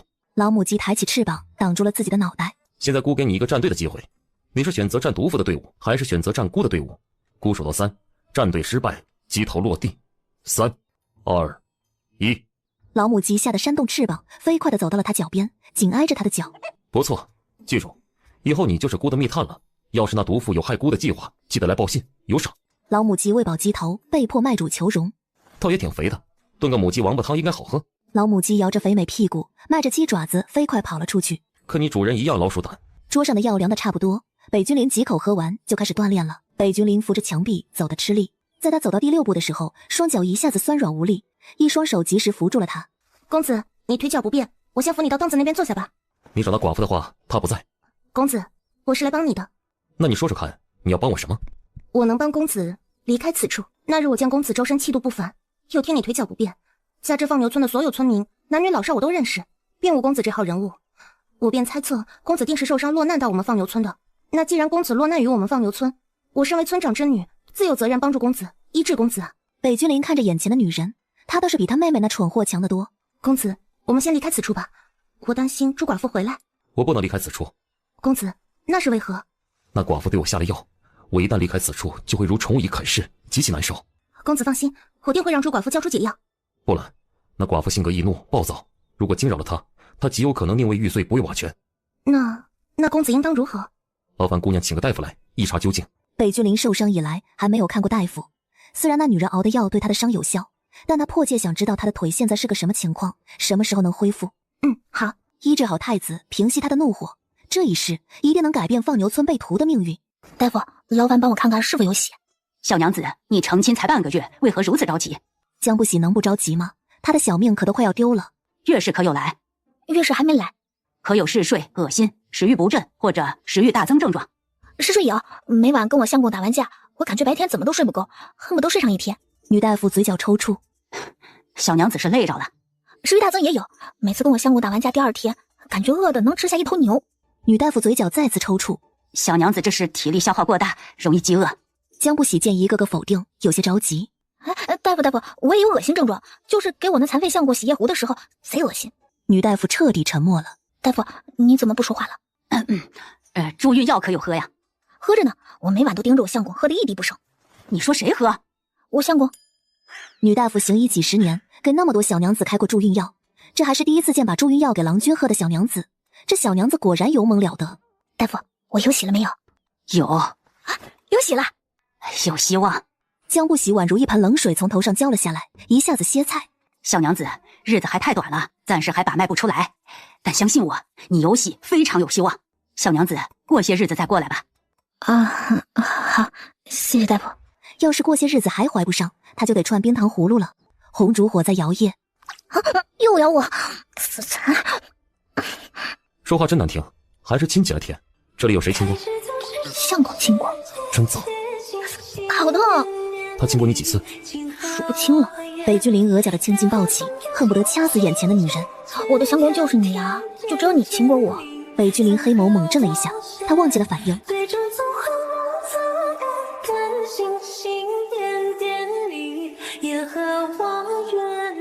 第二天，趁着江不喜去山上查看猎物陷阱的时候，张梅儿早早的就请来了大夫。公子，这是胡大夫，镇上最好的大夫。劳烦姑娘了，烦请姑娘在屋外守着，以防有人来。好。大夫请坐。请公子容老夫把把脉。公子，你的双腿行走不便，是脑袋里的淤血压迫神经所致。我给你开贴化血祛瘀的药方，等脑袋里的淤血化开了，双腿自然也就能行走了。但是公子近半个月阳气亏损厉害啊，不利于你恢复身体。公子还是要适当节制啊。好，谢谢大夫。大夫，这是我目前在喝的药，你看看对不对症？对症，但是药效故意减轻了，不然公子的伤不会恢复的这么慢。公子照着药方抓药煎服即可，双腿也需要每日锻炼行走。好，大夫，可否借纸笔一用？公子请。大夫，能否再请你帮个忙？公子请讲。烦请大夫帮我把这封信送去百花楼，事后必有重谢。大夫应下了这个请求，他现在还不知，因为这个举手之劳，他日后竟进了太医院光宗耀祖。大夫，可有婢子方面的药，不需要煎服的？公子，这不正巧了，老夫今儿正好有带。房事后一例。大夫出去后，张梅儿进来。能否劳烦姑娘按照药方帮我煎药，每天在她上山的时间送来？自然可以。姑娘，待我脱困，必有重谢。公子不必说谢，公子受伤落难至此，我身为村长之女，自不会坐视不管的。大夫和张梅儿走后，北君临盯着桌上的那碗药看了好久，直到药彻底凉透了，他才端起那碗药喝了。江不喜回来，哟，今天没锻炼啊？早就叫你别白费力气了，老老实实当个残废多好。你说我又不嫌弃你，不过要是到月底之前我还没有喜，我可就留不得你了。留不得我？休了你，然后我再找个能生崽的相公。北君临狠厉地盯着他，衣袖里的碧紫药瓶冰冷一片，薄唇轻启。那你可以试试看。试试就试试，我不怕。哼！江不喜头一扭，走出了屋，迟迟未有喜。说实话，江不喜有些着急了。上一世屠村就在月底，也是科举放榜的那一天。这一世没有他的通风报信，北君临的人应该要比上一世晚来到放牛村，所以他最多等到月底。他要是肚子还没有动静，人没来，他也要跑路了。他不想死。姑姑，幸好还有你在我身边陪着我。夜晚，江不喜和北君临合衣躺在床上，不干内事的两个人就像两个陌生人，中间隔了一条银河，谁都没有说话，也没有动作。其实他们两人还真不熟，最多的交流就是在床上。白天少得可怜的交流充斥着两人各种攻击、厌恶的话语。江不喜先动了，他手肘撑起了上半身，俯身就吻住了旁边的北君临。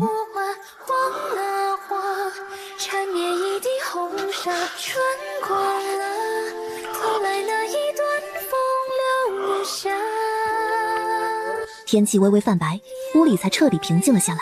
北君临黑眸深不见底，他伸手拿出了软枕下的药瓶，从里面倒出了一粒小药丸。张嘴！死残废，再来我剁了你！正打算强硬的让他把小药丸吃下去，突然他身体震了下，脸上表情僵硬。喜欢，好喜欢。最终那颗碧紫药还是没有发挥它的作用。张梅儿趁着江不喜去山上的时候，给北君临送来了熬好汤药。公子喝药了。他犹豫了一下，捏着帕子靠近他的薄唇，轻柔的给他擦拭唇瓣上沾着的汤药。姑娘不必如此，先请回吧。好，那我就先回去了。他走后，北君临从袖子里拿出一块薄布，重新擦了擦唇。如果江不喜看见，一定会红着脸大骂北君临登徒子，竟私藏他的肚兜。推开大门回到家的那一刻，江不喜紧绷的神经终于松懈了下来，身体瞬间就像被抽空了力气一般瘫软下来。熟悉的龙涎香袭来，他被揽入了一个宽阔的怀抱。你怎么了？江不喜视线定焦，在看到北君临脸的那一刻，刚经历过一次死亡恐惧的江不喜心里头又涌上了上一世的死亡恐惧。他不知从哪里生出来的力气，伸手揽下他的脑袋，狠狠地吻他，很急，很粗鲁，甚至都不能称之为吻，应该叫撕咬。血腥味很快弥漫在两人口腔里。放开！北君临眼底泛上猩红，大掌就要掐上他的脖子，他却突然身子一软，晕倒在地上，一身血迹，脸白的吓人。北君临胸膛剧烈起伏，唇瓣上染着鲜血，从来没有那个女人敢如此对他。这女人实在可恶至极，他在想应该要怎么杀她好，腰斩、活剐、疏离。江不喜醒来是被老母鸡叫醒了，他还躺在地上，他晕死过去后就没挪过位置。姑姑，什么时辰了？突然他猛地坐了起来。北君临，江不喜赶紧起身，快步走进屋里，见到北君临还在，他的心放回胸膛里。来认错。认错？江不喜不懂他说什么，怒气的一巴掌拍在桌子上。我是来找你算账的，你怎么能这么冷血，就那么放任晕过去的我躺在地上？我见你晕死在后山，还知道把你背回来呢，结果你呢？白眼狼，忘恩负义的小人，冷血鬼，自私鬼！北君临脸色铁青，牙槽紧绷，刚才怎么就没一把掐死他？对了，你的脚能走了？北君临并不搭理他，江不喜紧盯着他。不然怎么我回来的时候，你刚好就在大门口？你要干什么？自然是逃离你个毒妇。你果然想逃跑。我现在就去拿锁链把你锁上。不对，那怎么我刚才晕过去的时候你不跑？跑了还怎么看你个毒妇死后的凄惨下场？放心，我死了自然会带上相公一起下地狱，毕竟我那么爱相公，怎么舍得留相公一个人呢？不过嘛，到时候下地狱了，只能委屈你当小的了，毕竟我那短命相公还在那里，他可是会吃醋的。北君临的脸色就像吃了几只苍蝇一样难看，一口牙齿几乎要咬碎。他堂堂北幽国的太子殿下，要给他一个村妇做小的，他可真敢想。造化弄人，要是我那短命相公没死，现在我肯定有2个可爱的孩子了。北君临视线顿时锋利如刀子，恨不得砍了江不喜的脑袋，朝三暮四的荡妇。江不喜背脊发凉，边说边抹着眼睛出去了。相公，你怎么就狠心抛下我一个人呢？你不在，谁都来欺负我，特别是这个死残废。北君临被气得心梗，这个毒妇，等他的人来了，他定让人把他拖去砍头。晚上他又丢给北君临一张破草席。今晚你在地上睡。白天遭遇了那么惊险的事，江不喜可没心情跟北君临打架。深夜，屋里响起了女人做噩梦的声音。不要杀我，我不想死，别杀我，好痛，我不想死。北君临充满情欲的俊脸从他胸前抬起。这毒妇不过是穷乡僻壤的一个村妇，谁会杀她？这种情况，北君临终究还是失去了兴致。就在这时，一只小手突然拽上了他衣袖，紧紧的，如同抓住了救命稻草一样。别走，救我，救救我！放开！不要杀我，我不想死。北君临脑袋疼，这毒妇没有一刻是安分的。罢了。早晨，江不喜头疼欲裂的醒来，他伸手揉了揉脑袋，缓缓的睁开眼睛，一片宽阔的胸膛映入他眼帘。他怎么会在这里？江不喜隐约记得，昨晚他又梦见了上一世死时的情景，他惊恐害怕，一直困在梦魇里出不来。后来，一道低沉的嗓音强有力地破开了他的梦魇。睡吧，有我在，没人敢杀你。不知为什么，江不喜竟真的觉得好像得到了免死金牌一样，沉沉地睡了过去。是他，可是明明是他杀了我，他就是那个杀我的凶手，为什么我竟会在他这个凶手身上感觉到安全感？这时，一双狭长的黑眸睁开。你个毒妇，一大早阴森森盯着我，又想耍什么手段？江不喜顿时就像踩了尾巴的猫一样，浑身毛炸起，抬手就要打他。再有下次，你的手就别想要了。话音刚落，江不喜张嘴就咬在了他薄唇上。你是疯狗吗？动不动就咬人。对，我就是疯狗，所以别惹我，不然下回我难保把什么咬了下来。你不知廉耻。哼，我不知廉耻，那你倒是别爽啊。你2岁就能作诗，3岁便能赢得满堂喝彩的北君临再一次的哑口无言了。江不喜经历过昨天的野猪袭击，今天上山特地带了一把大的砍柴刀，今天带的砍柴刀没派上用场，那野猪的影子都没见到。走到山脚下时，江不喜见到了村长。朱家娘子，村长有事吗？我今日是专门来劝阻上山的村民的，山上野兽多凶猛，这些日子暂时还是别上山了。行，我知道。朱家娘子，你有任何困难都可以跟我说，我身为村长，村民有困难自然会帮忙。你知道我的，一直以来对你都是多有照顾的，只要是你提出来，我都满足你。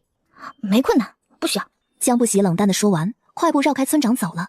村长没再拦他，看着他曼妙的背影，眼里全是露骨的欲望。姑姑，我回来了。江不喜身心疲惫地在桌子前坐了下来，提起茶壶倒茶喝。北君临扫了一眼他有些白的脸色。山上遇猛兽了？山上没遇到猛兽，山脚下遇到了禽兽。你没事吧？没事。说完，2人同时都愣住了。这种关心的对话怎么会出现他们身上？江不喜拿起茶碗就把茶泼在北君临的脸上，冷哼了一声：“装出关心我的样子，其实心里巴不得我死吧？别以为我还会上你的当。你这毒妇，我一定会杀了你！我等着你杀我呢，死残废！”北君临嘴角勾起冷笑。很好。夜晚，放牛村陷入黑暗中，所有人家都已经吹灯，除了靠近后山的那户人家依然红烛摇曳，夜夜笙歌。相公，好吗？我错了，我不该泼你茶的，亲亲就不生气了。滚开！不要，我要生崽崽。那我现在就送你去地下，找你那短命相公生。不要，地下好多色鬼的，我好怕，相公保护我。滚下去！死残废，我都哄你了，你还装？我咬死你！毒妇，松口！白眼狼，你竟敢掐我的脸，看我不！一阵夜风吹进屋里，摇曳的红烛火吹灭。烛火怎么灭了？相公，好像真的有鬼来了。肯定是我那短命相公来索你命来了。谁让你爷爷欺负他娘子？闭嘴！我就不。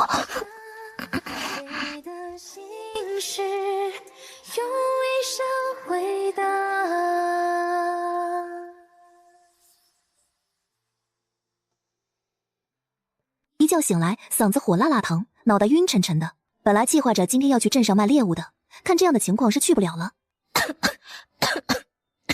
你发热了？别想着趁我生病逃跑，不老实，给你腿打断。你不去看大夫？看大夫要银子，可我的银子都给你买药去了。北君临指尖微颤了下，那药效故意减轻的药，会不会不是故意的？他只是银子不够，买不了太好的药。江不喜突然嘤嘤哭了起来，北君临额角跳了跳。你哭什么？我的牛没了，我的50头牛没了。北君临觉得江不喜这是病糊涂了。他住破烂屋，家里就一只掉光毛的老母鸡，哪来的牛？还异想天开50头。如果江不喜一开始没有恶毒对他，他倒是不介意赏赐他50头牛。别哭了，以后你对我好一些，我就给你买50头牛。这话一出口，他自己都愣住了。他是疯了吗？他要给这毒妇买50头牛？大骗子，你是大骗子，我才不上你的当。不识好歹的毒妇。我才不是毒妇，我是一个可爱漂亮、心地善良的小娘子。北君临觉得甚是好笑。他心地善良的小娘子，他说这话不脸红吗？公子，张美儿来送药了。当他看到床上躺着的江不喜，脸色微变。朱寡妇今天怎么没上山？他已经病糊涂了，不会知道的。你才糊涂，你是大糊涂，大笨蛋。北君临见江不喜双眼紧闭，满脸通红，头发都被汗打湿了，明显是病糊涂了，不然他一定会认为是故意骂他的。公子，喝药吧。我不喝药，我不喝药。是给你喝的吗？乱回答。不喝药，我不喝。不喝药，病死你。不喝药，我不喝药，不喝药。江不喜像念经一样，念得北君临头疼。不喝，不喝行了吧？北君临听到江不喜还嗯了一下，没好气的笑了。张梅儿看到太子殿下的笑，愣神了。不知怎么的，他竟觉得太子殿下对朱寡妇的态度有些纵容宠溺，可明明太子殿下是厌恶极了朱寡妇的。公子，朱寡妇看起来病得挺重的，需要找个大夫来看看吗？不用，病死了最好，省得我动手了。张美儿看到了太子殿下眼中对朱寡妇的厌恶，刚才果然是错觉。北君临喝完药，便让张美儿先回去了。江不喜醒来已经第3天了，他的视线找了一圈，没有看到北君临的身影，果然跑了。江不喜并没有觉得意外，这么大好的机会，傻子才不跑。就在这时，一道被烟呛到咳嗽声从厨房里响起，厨房里烟雾缭绕，一个如同天神一般、浑身透着贵气的男人站在灶台前煮着什么，他脚边还有只掉光毛的老母鸡正在咕咕叫。别催了，很快就有吃了。结果因为太着急，加上腿脚不便，让他踉跄着就要往地上摔去，一双手及时扶住了北君临，让他避免了摔倒。把我屋子烧了，有你好受的，干活都干不明白，还知道杀我的山鸡来吃。炖鸡的功夫，他又收拾了这2天北君临弄出来的烂摊子，烧糊的锅，底部还有烧焦的米，劈得乱七八糟的青瓜土豆，薅得皱巴巴的青菜叶子，一地鸡毛。姑姑，我生病的这2天，北君临有没有打你？他打你了？我就知道，我会替你报仇的。什么都没有变，他还是只喜欢那只丑鸡。老母鸡一脸茫然，家里快要揭不开锅了，我去镇上问问那花楼收不收残废小官，准备把你卖了，换些银两来。在北君临瞬间难看的脸色下，他笑着出门去了。姑姑，你好好看家，回来我带好吃的给你。江不喜走了，家里就只剩下了老母鸡和北君临。气压很低，老母鸡夹紧翅膀，缩住脑袋，不敢发出声音。你怕什么？你主人可是相当有种呢。要把当今太子殿下迈入花楼，试问这天底下还有谁有这个胆子？江不喜这会已经走到村口了，正要出村，就撞上了他娘家人，他同父异母的弟弟江小明。姐，走路来的？白水村距离姐姐这边的放牛村50多公里，走路要4、5个时辰。他天不亮就出来了。吃早饭没有？吃了一个从家里带着饼子。你来是有什么事吗？姐，爹不生你气了，他让我喊你回家吃口饭，说想看看你过得好不好。姐，对不起，我应该早来看你的，但是我没用，没有求得爹的同意让你回来，我没脸来见你。你这小鬼说什么呢？你姐我现在过得可好了，一点都不想回那个家。我现在见姐姐过得很好，我也开心了。想不到朱家人如今对姐姐这么好。我早就被朱家赶出来了，我现在一个人生活。姐，你嫁入朱家就是他们朱家的人，朱家人竟然如此绝情，姐，我一定要去给你讨个公道。好了，就你这个头，还替姐讨公道呢？那朱婆子一巴掌就能呼死你。这2年家里可有发生什么事？大姐1年前因为懒惰泼辣被夫家休了，现在在家里住。大哥成亲没多久就把嫂子打跑了，后面又打伤了一个村民，赔了好些银子，对方这才没报官。前些日子欺辱了隔壁村的一个清白姑娘，没有办法，名声被毁了，姑娘家里只能把姑娘嫁给大哥了。呸，真是畜生。你这次回来，那放牛村就不要回去了，那朱家也不是什么好东西。你娘心疼你年纪轻轻守了寡，已经给你挑了一个好夫家。江不喜笑了，在这里等着他呢。这苏氏是准备又把他再卖一次呢。细丫头，这门亲事可是娘千挑万选过，顶顶的好呢。镇上住大宅子，还有奴仆，你嫁过去就直接当少奶奶，吃穿不愁。这么好，那我让给大姐。娘不是说所有好东西都要让给大姐吗？振儿不能嫁。哦，大姐为何不能嫁？细丫头，你大姐是被休弃之身，自然嫁不得这么好的人家。我还是客夫寡妇呢，那不是更嫁不得？喜丫头不用担心，黄员外的大儿子也曾死过几任娘子，自然不会嫌弃你是寡妇。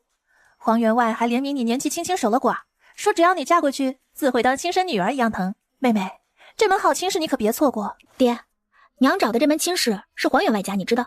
你娘也是为了你好，你一个客夫寡妇，名声不好听了，哪家人还会要啊？黄员外家不嫌弃你客夫寡妇，这也是你天大的福气了。黄员外大儿子之前脾气是差了点儿，但是最近听说好多了，见人会笑，会打招呼了。哼，我原以为你只是个蠢货，没想到你还是个把亲生女儿往火坑里推的畜生。你骂你亲爹是畜生，简直是反了天了！看我不打死你！爹，别打姐姐！江小明没想到事情会是这样。姐，你快走，快走！聘礼都收了，你不能走！袁熙安痛叫的捂着裤裆跪趴下来。儿子，儿子！娘，别让他走了，聘礼都收了，不然黄员外家不会放过我们的。贱丫头，你不嫁也得嫁！江富贵，你看看你养的好女儿，简直无法无天！苏氏话都没说完，又被江不喜甩了2巴掌。兔崽子，放开老子！爹，求你了，求求你了，让姐姐走吧！江不喜放开了揍得爹妈都认不出来的袁秀珍，虽然他身上也挂了彩，但远没有苏氏和袁秀珍那么惨。姐，你快走，不用管我，我是爹唯一的儿子，他不会真的打死我的。江不喜看着喊着他走的江小明，捏了捏拳头，随后转身离开。北君临不知道等了多久，身体都麻了，他已经开始在想该怎么杀那毒妇。下一秒，一道身影冲进了他怀里，北君临身子一震，充满杀意的眼睛停滞住了。相公，我回来了。放开！你说我相公，我不放。不是说要把我卖进花楼吗？又这般做样子给谁看？江不喜感觉自己就像抱了一块大冰块，一身汗毛都竖起来了。在江家有多悍妇，如今就有多小包子。江不喜掐了一把大腿，哭唧唧起来。闭嘴！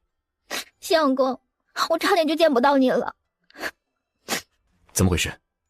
我爹娘收了黄员外家的聘礼，要我嫁给黄员外的大儿子，我不肯，他们要打断我的脚，把我绑着送去黄员外家里。我舍不得相公，所以我偷跑回来了。北君临感觉心脏被什么撞击了一下，酥酥麻麻的，连带着泛起了一种难以言喻的喜悦。他哭得他心乱如麻。别哭了。好痛！谁弄的？我娘家要绑着我嫁去黄员外家，我就跟他们打了一架，他们几个打我一个，我打赢了。北君临看着上一秒还哭唧唧，下一秒就因为打赢架得意扬起下巴的江不喜，有些没好气的笑了。小明不知道怎么样了。江不喜侧头看向睡在身边的北君临，只是一个侧脸都足够惊艳。死在黄员外那疯子儿子手里，他还不如死在这俊美无双的太子殿下身上，起码做鬼也风流。相公，我怕再也见不到你了，我才不要嫁给别人，我只要你。江不喜重活一世，如今虚情假意的说辞是信手拈来。相公，你吻吻我好不好？我好怕，我想相公吻吻我。相公，你让我。北君临脑袋里紧绷的一根弦断了，脑袋一片空白，一个翻身就把他压在身下，如他所愿，吻上了红唇。摇啊摇，月下脉脉情话，晃啊晃，天上红了。春光阴呀，叹你也佳话。晨光透了进来，北君临睁开眼睛，眼底有着尽兴的艳足。昨晚他格外乖巧，叫了他一夜的相公，他如何发狠，他都乖乖承受。要是都能这么乖就好了，那他不介意再留他一段时间。相公，不要了。庭院里，公子，你的脖子上，昨晚蚊子多，这是驱蚊香包，公子不嫌弃的话，请收下吧。姑娘不应该随便赠送外男贴身之物，于姑娘名声有损。张梅儿收回了香包，眼中并没有失落，反倒有着悸动。太子殿下不轻浮浪荡，真是个正人君子。公子今日怎么坐在院中啊？姑娘先回吧，等会儿她该醒了。她，朱寡妇呢？公子，朱寡妇今日没出去吗？她在屋里睡觉。张梅儿心里感觉怪怪的，都已经日上三竿了，朱寡妇怎么还在睡觉？昨晚没睡吗？她一个未出阁的姑娘家，也没有往深处想，只当朱寡妇懒惰了。张梅儿是知道太子殿下厌恶朱寡妇的，所以张梅儿自信太子殿下和朱寡妇不会发生什么，从没往那方面想。姑姑，你做好准备，我们可能随时要跑路了。我今日老是做噩梦，总是梦到上一世痛苦死去的画面，肯定是预示着我的死期快要到了。不行，我得先把跑路的盘缠准备好了，有情况立马跑。江不喜吃了早饭，穿上北君临那只羊脂玉簪就去镇上了。张梅儿来送药，还带来了胡大夫。公子，你脑袋里的淤血已尽数散去，如今双腿行走如何？行走久了，然会有乏力的感觉。公子不必担忧，淤血压迫神经已久，需要恢复过程，坚持多锻炼行走，乏力的感觉会慢慢消退的。谨遵大夫嘱咐。大夫，可有办法消退对女人的欲望？估计得去根儿变成太监才行了。啊，公子，适当的疏解有益身体，不必刻意压制。只是，公子近日来阳气亏损厉害，需要压制一二了。那大夫可有压制这方面的药？这给大夫难住了，别人都是求有益那方面的药，这还是第一次有人要压制那方面的药。公子，要不试试每天念念清心咒，修身养性可行？北君临脑袋中浮现每晚江不喜痴缠他的妖精模样，喉结滚动了下，夜夜勾魂，如何修身养性？大夫，你看我可容易让女子受孕？公子天庭饱满，脉象浑厚，精元充足，在子嗣方面是个有福之人呐。至于是否容易让女子有孕，也需要看女子的身体是否孱弱，是否宫寒。公子，可是那张姑娘？稍后我给她把个脉。不是她。老夫失言了，公子见谅。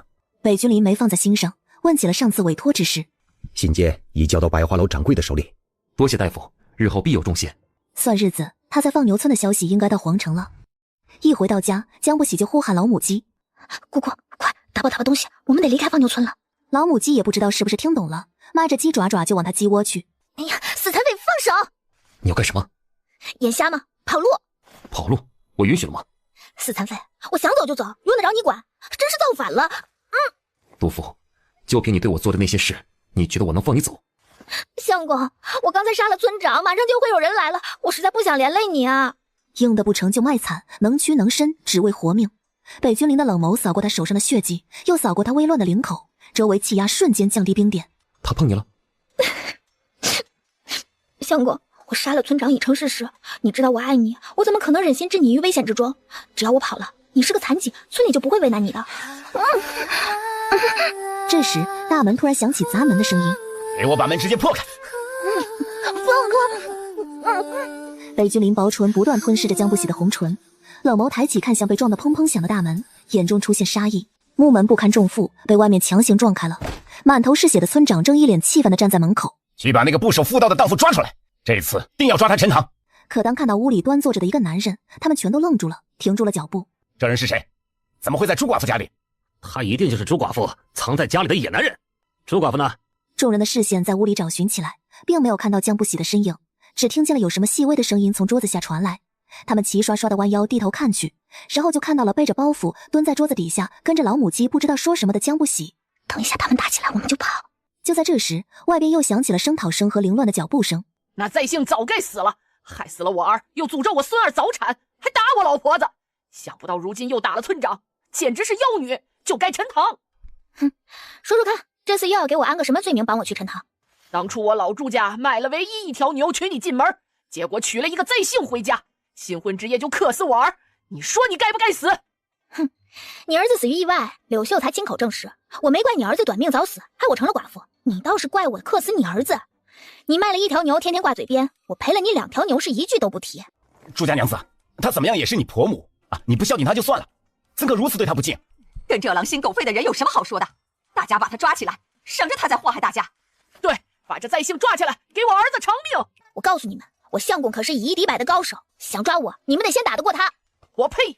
一对不要脸的狗男女，大家一起把这对狗男女都绑了！相公，他们竟敢辱骂你是不要脸的野男人，简直太可恶了！你快把他们都杀了，就像杀村长夫人和张杏儿一样，他们都该死！江不喜这话如同引爆了地雷一样，在人群中炸开了。大家都以为村长夫人和女儿是山上野兽咬死的，没想到竟是被人杀死的。江不喜成功的把火引到北君临身上，给我把这个杀人凶手绑起来！我看谁敢放肆！一个跟寡妇苟且的狂徒，你们怕他干什么？快给我把他绑了！我是村长，我说了算，上去绑了他！正当钱望元他们硬着头皮上前的时候，外面响起了一阵训练有序、沉稳有力的脚步声。一支护卫队训练有序地冲进院子，包围住屋子。太子殿下敬卫李安和赵武走进屋子，满满当当一屋子的人。他们一眼就看到坐在屋里的太子殿下，顿时眼中绽放亮光。官差大人，你们是不是来缉拿杀人凶手的？李安和赵武看都没看他一眼，径直走到太子殿下面前。太子殿下，属下来迟，罪该万死，还请太子殿下降罪。太子殿下！村长直接吓得脸色惨白，双脚虚软的啪的一声重重跪在地上。村长一跪，村民们也个个惶恐的往地上跪。北君临站起身，他的漂亮大手抽出了李安腰间的佩剑。江不习垫着脚，趁着庭院里的护卫们都注意着屋里的时候，他轻手轻脚的往大门口走去。去哪儿？我见外面风大，想要关门，太子殿下腿脚不便，受不得寒。怎么不叫相公啊？民妇不敢，太子殿下饶命！你不敢？我见你敢的事情可多了。民妇不敢。江不喜除了说不敢，不知道还能说什么。叫什么名字？两人同床共枕了1个月，彼此连名字都没有问过。一个叫毒妇，一个叫死残废。江不喜。江不喜。江不喜感觉他喊的不是他的名字，而是他的催命符。人如其名，令人不喜。公子，你没受伤吧？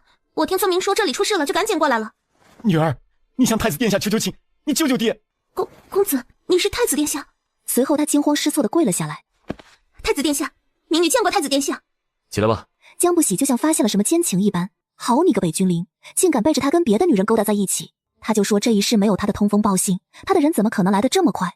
原来他早就在暗地里勾搭了别的女人。你再敢瞪我，眼睛别要了。江不喜甩开了脸。江不喜，放心，我不会让你这么简单轻松死的。恳请太子殿下放过放牛村的一众无辜村民，此事全都是朱寡妇一人之错，放牛村的村民并不知情。我呸！你们骂太子殿下是不要脸的野男人，我可没骂。你们要把太子殿下绑起来，我可没绑。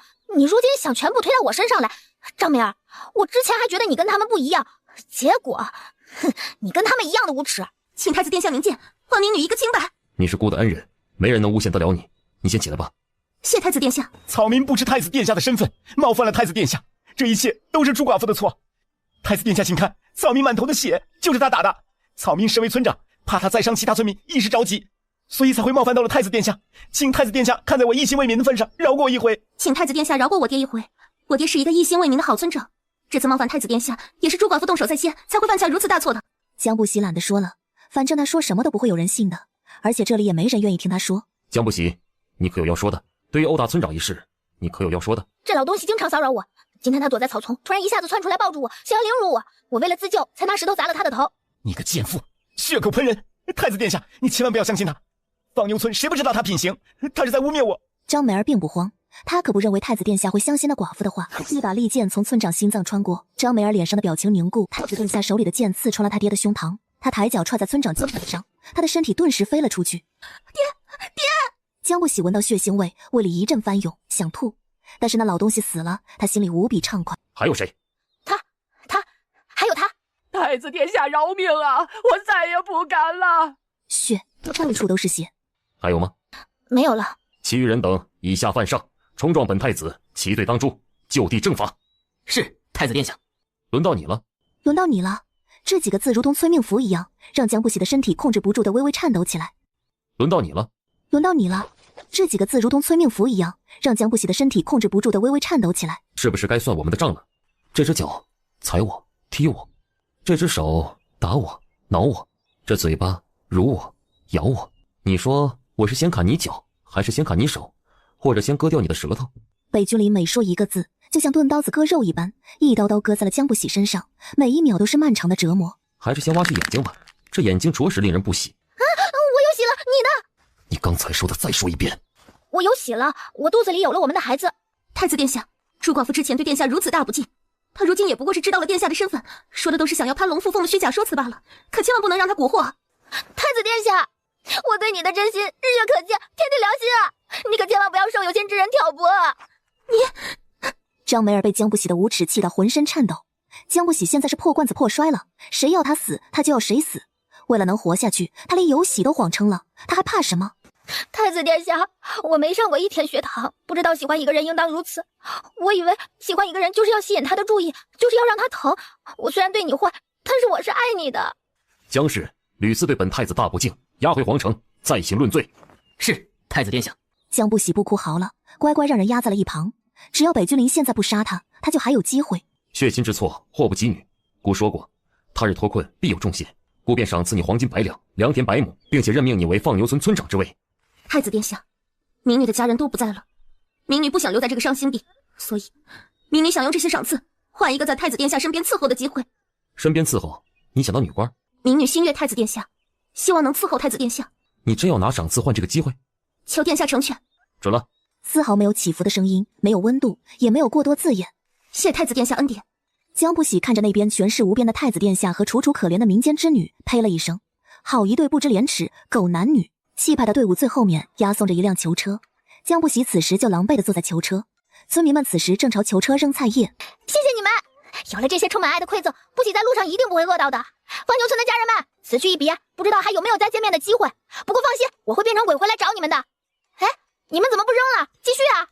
最前面马车里的北君临听到后面的聒噪声，头疼地揉了下太阳穴。他正考虑着要不要让李安赵武去把他的嘴堵上的时候，就听见后面的他发出一阵尖叫。停车，去看看后面怎么了。是，太子殿下。李安领命走去后面，没一会儿他就回来了。禀太子殿下，他吵着要找什么姑姑，跟他说再吵舌头割掉。是。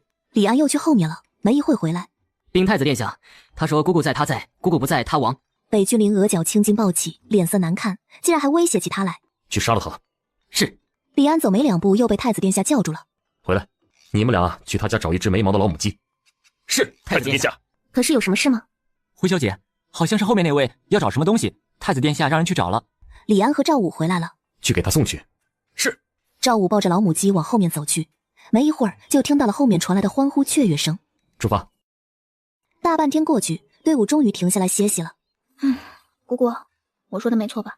北君临就是白眼狼，我也算伺候了他2世，可他连口水都不给我喝。百花楼楼上，红莲见过太子殿下。起来吧。殿下，此女可是犯了什么罪？竟让殿下亲自押送。北君临紧盯着囚车里的江不喜，视线冰冷中透着厌恶，又藏着一些意义不明、更加隐晦的东西。他的罪可多了。红莲听到了太子殿下咬牙的声音，看着囚车里的村妇，暗叹这女人惹谁不好，惹太子殿下，估计会死得很惨。姑不在的1个月，皇城可有什么动向？红莲把皇城近1个月发生的所有事情都向太子殿下娓娓道来。江不喜不知道在外面晾了多久，终于从囚车里放了出来。我还以为他要饿死我呢。好吃。吃饱喝足，江不喜便打算趁人不注意溜了。结果他刚打开房门，2把剑就架到了他脖子上。辛苦了，大家辛苦了。他身子重新退回屋子，关上门。姑姑，我们感觉要完蛋了，这可怎么办？江不喜被关在房间里之后就没见过北君临，这都晚上了，看来是要在这里过夜了。晚上睡觉不得要洗澡，于是江不喜不客气地吩咐外面看押的守卫抬洗澡水。这罪妇都要死到临头了，竟然还有心情洗澡，不应该是寝食难安吗？抬水给他。谁知洗澡水抬了，他竟然又要换洗衣物。这罪妇还真当殿下是大善人了。红莲，你给他准备一套新的过去。红莲不由得开始回忆，太子殿下以前对罪犯也是这么有求必应的吗？疑惑归疑惑，但该去办还得去办。殿下，那张姑娘是否也要送些女儿家的东西过去？你看着办吧。深夜，江不喜在床上睡得香甜，他并不知道一个黑影悄无声息地摸进了他的房间。江不喜睡得正香，突然感觉有个重物压在自己身上，他要睁开眼睛，可随着身体穴道被点，他陷入了更深的睡梦中。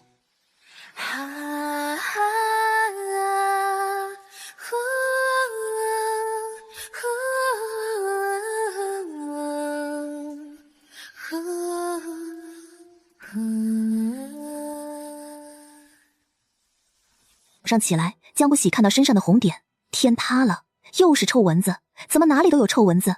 昨天他好像还听到了蚊子说的好香。江不喜觉得自己真是疯了。江氏，该出发了。走出酒楼，在看到北君临的那一刻，江不喜的脚步一下顿住了。北君临身着一件玄色暗纹绫袍，不知为什么，江不喜脑海中又浮现出上一世死时看到的那一抹向他奔来的玄色。太子殿下，江氏来了。太子殿下，有消息传来，放牛村昨夜被屠村，无一活口。江不喜和张梅儿皆是脸色大变，满眼震惊。看来是知道我要回去了，某些人急了，着急想要抹杀证据呢。继续查，看能不能揪出一些人来。是，太子殿下。所以，不是你下令屠了放牛村？这女人觉得是她屠的放牛村。北君临并没有解释，转身便上了马车。江不喜脚有些发软，后退了几步。也就是说，上一世屠放牛村的人也不是他，杀死他的人更不是他。他并没有恩将仇报、忘恩负义，是自己错怪了他。江氏，快上囚车！难道你想要太子殿下等你吗？我肚子疼，好痛！怎么回事？已经上了马车的北君临不知什么时候又下来了。我肚子痛，去请个大夫。不用请大夫，我就是早上吃太饱撑了，你让我在你马车里休息一下就好了。还不滚上来！所有人震惊，江不喜也是没想到北君临真的答应了。他抱着老母鸡赶紧滚上了北君临的马车。江不喜从来没坐过如此华丽舒服的马车，点心是江不喜从来没见过的，江不喜眼睛都看直了。想吃？江不喜下意识点了点头。你不是说吃撑了吗？车厢里气温下降了几度。忘了这茬了。满嘴谎话，戏耍太子，罪加一等。江不喜见北君临就要喊人，他一着急直接扑了过去，吻住了他。江不喜意识到自己干了什么后，心里直呼完了。可奇怪的是，北君临并没有推开他。那再亲一会儿应该不过分吧？亲都亲了，那摸一下也不过分吧？江不喜小爪子不安分地摸上了北君临腹肌，能感觉到他身子轻颤了一下。信我，疼！给亲不给摸，什么道理啊？明明之前给摸的。你喊我什么？太子殿下。北君临眼神一冷，甩开了江不喜的手，把江氏押回囚车。是，太子殿下。马车外面的李安照武领命，于是江不喜又被押回了囚车。躲在角落的老母鸡努力藏起自己身体，似乎这样别人就看不见它一样。赵武，把这只鸡弄走，吵得我眼睛疼。是，太子殿下。不过没想到连你也被扔了出来，是我连累了你。你放心，我不会让他把你看透的，我得想想办法才行。太子殿下，这是江氏送给殿下的放牛村特产的胡萝卜，他说非常好吃，想让殿下尝尝。拿走。太子殿下，江氏说他腿麻了，问可不可以坐一会儿你的豪华马车。让他滚。太子殿下，江氏说他和姑姑都甚想殿下，问可不可以来看看殿下。让他死。太子殿下，江氏说他肚子里的崽崽想他父王了，问能不能亲亲。让他闭嘴，滚过来。传话筒的李安和赵武无语。江不喜抱着老母鸡，缩着肩膀被提溜到了北君临马车。听说肚子里的崽崽想我了？崽崽想，我也想，姑姑也想。老母鸡咕咕了2声，表示同意。你想我？那你说说，你是怎么想我的？江不喜满脸问号，他没上过1天学堂，哪里知道怎么想？江不喜看到了北君临脸越来越沉，就在他又要叫人把他押回囚车的时候，他急忙地拉起北君临的手，按在了他胸口。这里想，手心下软绵绵。北君临似乎是个愣头青了，但青天白日的，还是被他孟浪的行为惊到了。江不喜，你不要脸！不是，我心里想你怎么就不要脸了？江不喜此时并不知道，晚上他的2个大宝贝可是吃尽了苦头。太子殿下，能不能商量个事儿？那个说来话长，总之之前都是误会一场，是我做错了，但是我也算救了你一命。你想，你婚在后山，要不是我把你背回家，你肯定被野兽吃了。加上上一世的，其实江不喜也算是救了他2次。所以能不能功过相抵？我们就当以前的不作数了，好不好？不作数。把江氏押回囚车。太子殿下，息怒啊！江不喜已经被李安和赵武压下了马车，声音越飘越远。江不喜抱着老母鸡坐在囚车里，冷风呼啸，凄凉又可怜的感觉。后面他无论怎么让人传话，北君临都没再见他。坐在囚车里的江不喜身体有些吃不消，小脸泛白，胸闷恶心的。好在夜幕降落之前，到达了南阳城的百花楼分店。北君临近酒楼没多久，李安出来了，把僵尸押过来。一个护卫的动作粗鲁了一些。你不想活了吗？李侍卫，这只是一个罪犯。罪犯？这可是为祖宗，都给我仔细着点。是。有刺客，快去保护太子殿下！江不喜刚走到前堂，就见一个跑堂装扮的男人从楼上摔了下来。行刺失败的男子爬起，转头就往大门口逃窜。赵武带着人出现在大门口拦截，行刺男子立即改变了轨迹，视线扫过江不喜，锁定在因为听到太子殿下遇刺，匆忙出来查看的张梅儿身上。小姐，张梅儿被刺客挟持了，江不喜后背惊起寒意，悄悄地躲在了一个柱子后面。北君临大步赶来，他不着痕迹地扫了一眼躲在柱子后面看热闹还不忘吃饭的江不喜，眼底的情绪散去。随后他看向挟持了张梅儿的刺客身上，放人，我可以留你一条全尸。放我走，不然我杀了你女人！显然刺客在北君临进入百花楼时就已经关注到了他身后的张梅儿，所以才会跳过江不喜选择挟持他。江不喜不过是一个囚犯，刺客可没傻到去挟持一个囚犯。殿下不用顾忌我，这刺客行刺殿下，那就是死罪，不能放他走。就在这时，北君临手心一闪寒光，一把小刀飞出，刺客惨叫一声，一只眼睛被小刀刺中，下一秒就被护卫们按倒在地。小姐，你没事吧？扶你家小姐回房休息。北君临视线落在了制服在地上的刺客身上。是谁派你来刺杀本太子的？没人指使我，你不配做储君，你该死！很快，惨叫声戛然而止，一道寒光划过，刺客脖子喷溅出鲜血，随后身子抽搐的倒在地上。躲在柱子后面的江不喜近距离观看了这血腥的一幕。北君临留他到现在，是因为他谎称有喜，一旦他谎言揭穿，那么他肯定也会像那刺客一样被刺瞎双眼，最后凄惨死去。在死和惨死之间，他选择了逃跑。江不喜抱起了姑姑，猫着身子，踮着脚，小心翼翼地往后院走去。北君临看到了江不喜鬼鬼祟祟的身影，他迈开大步朝江不喜走去，大手一把拽住了他的后衣领。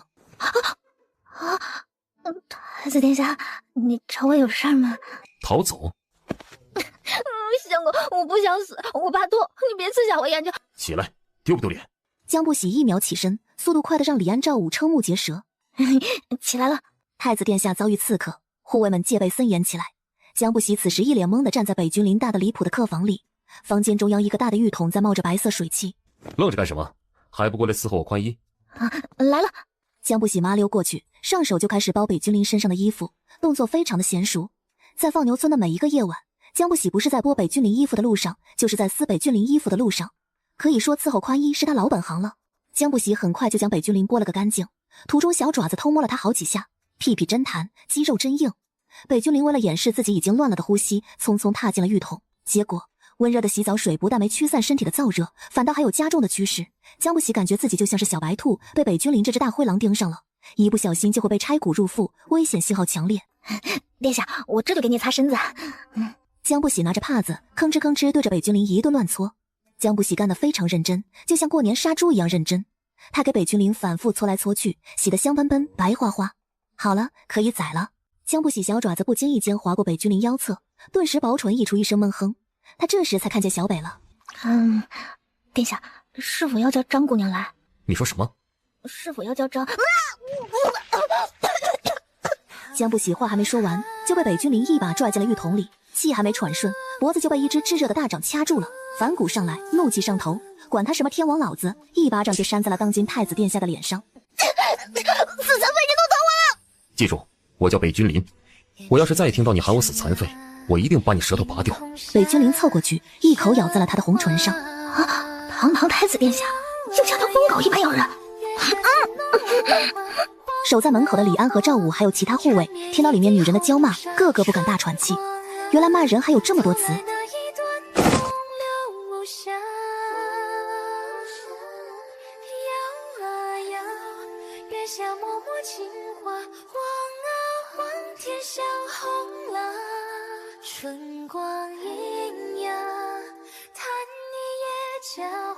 天际微微泛白，厢房里传出了太子暗哑的声音：“找个大夫来。”是，殿下。李安、赵武心里暗道，想不到殿下如此不怜香惜玉，竟把僵尸折腾的要叫大夫的地步。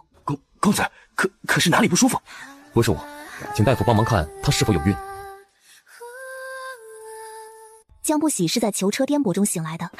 哎呀，混蛋！北君临那混蛋睡完他就把他扔在囚车里。不过囚车也有个好处，可以躲避刺杀。这不，队伍经过一处树林的时候，10几个黑衣人从天而降。有刺客，保护太子殿下！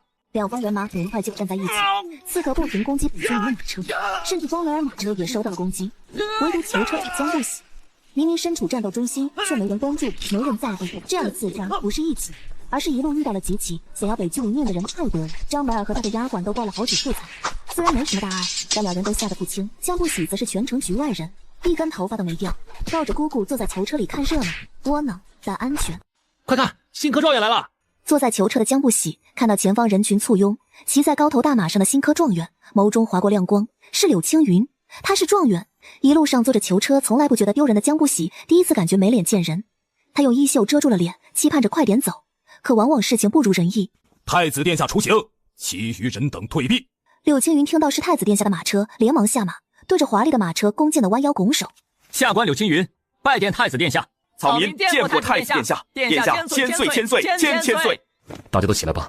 新科状元闻名远播，孤早已耳闻，今日一见，果然不同凡响。殿下妙赞了，下官愧不敢当。太子殿下的才学，才是全天下无人的典范。柳青谦虚了。殿下，柳姓状元郎，恭喜恭喜啊！柳青云没想到能在皇城遇到同乡人，更是惊讶张梅儿出现在太子殿下身边。